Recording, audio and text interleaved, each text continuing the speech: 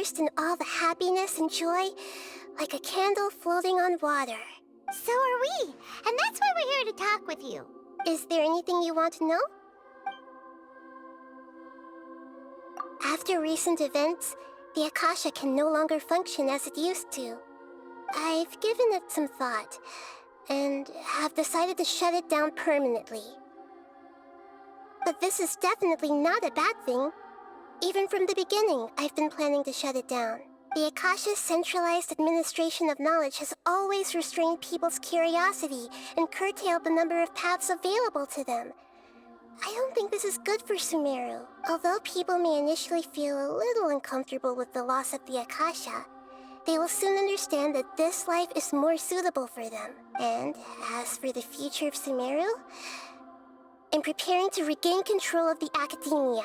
The former sages have received their punishment, but the new sages have yet to be selected. I will oversee the process personally. I hope that the new 6th grade sages will be more focused on academics. Sumeru needs such leaders more than ever. The other big issue is the people of King Deshret. All the residents of the desert, in fact.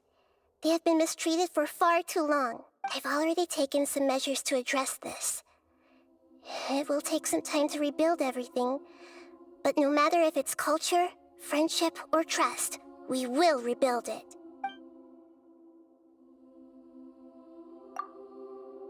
You mean, what happened after the doctor put you to sleep? Not exactly. The top-ranked Fatui Harbingers, up to number 3, possess power comparable to that of gods. I was no match for him in that kind of situation. However, in spite of the bad situation, I still managed to make a fair deal with the doctor. I'm sure you remember the entity that changed your fate, the Heavenly Principles. In fact, the Heavenly Principles has been quiet since the Conria disaster 500 years ago. I used this point as leverage against the doctor. I told him that the Heavenly Principles may be awakened if I destroy the Gnosis. Although it's just a bluff, he still fell for it. I assumed that the Heavenly Principles wouldn't just stand by and let such extensive damage to its laws take place. And as for what I exchanged for the Gnosis, the exchange served as both punishment for the doctor, as well as a boon of new knowledge that I couldn't refuse as the God of Wisdom.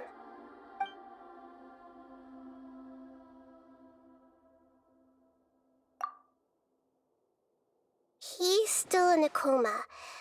I've hidden him like how one would hide a feather. I know you have many misgivings about him, but as someone who had become a god, he has retained a number of very useful features.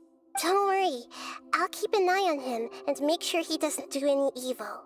In addition, there are still some mysteries left in him. Some things may be very clear from my perspective, but he is still yet to understand them himself. His future will be determined by fate.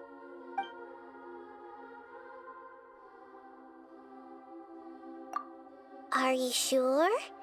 Isn't there something else you haven't asked about yet? Huh? You mean... About your brother. While you were resting at Gandharvaville, I took some time to perform an Irminsul search for information on your brother.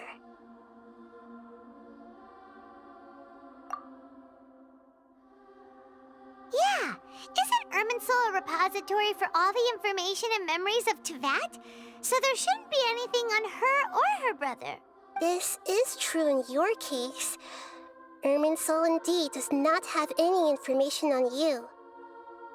However, there must be something different about your brother, because as it turns out, the world has recorded information on him after all.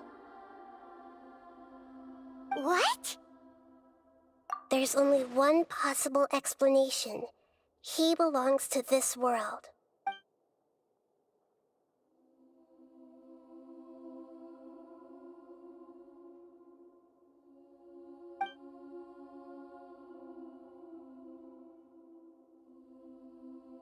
But nothing about this makes any sense!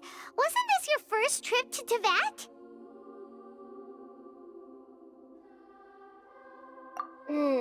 According to the records I was able to access, your sibling suddenly appeared in Conria. After the Conria disaster, he began his journey through the 7 nations of Tevat. But just as his journey was about to reach its conclusion, the Irminsul records on him suddenly become fuzzy. What do you mean, fuzzy? Did something happen to him? All I know for sure is that somebody, for reasons only they can know, is deliberately obfuscating his fate.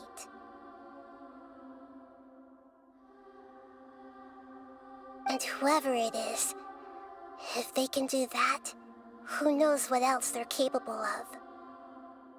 But even that wouldn't explain how he somehow comes from this world.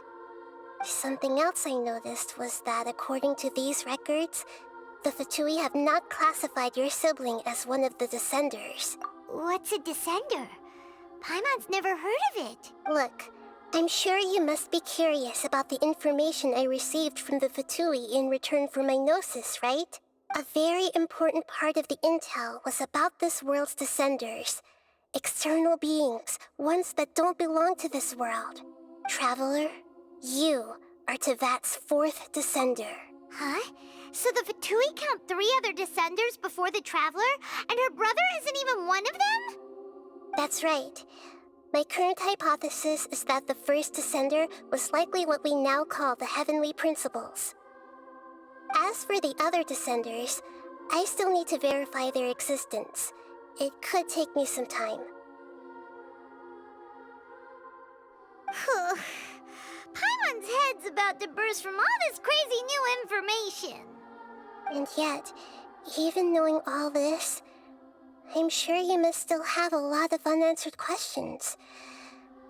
I must say, I truly regret that I can't help you more as the God of Wisdom. There are many questions in my heart as well. I will need some time to go through each one of them. And soon, you'll also begin your journey anew and depart from Sumeru. I'm very interested in your future. It's a journey that can't be observed or recorded by this world. If fate is the ultimate knowledge, then your future will be the ultimate fate. Paimon's sure glad we got to meet you, Nahida. The pleasure is all mine. I can't thank you enough. Alright, that's enough talk for today. If you ever miss me, just close your eyes, and maybe I'll appear in your dreams.